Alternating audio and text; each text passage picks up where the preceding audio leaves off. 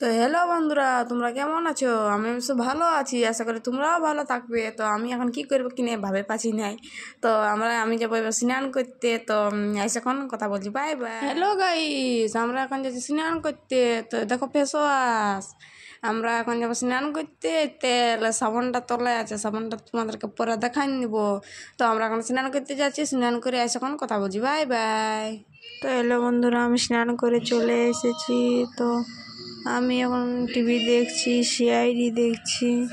বন্ধুরা, আমরা এখন সিআইডি দেখছি। তো দেখো তোমরাও। তো বন্ধুরা দেখো, পুররা গেলে সবগুলা টিভি দেখছে।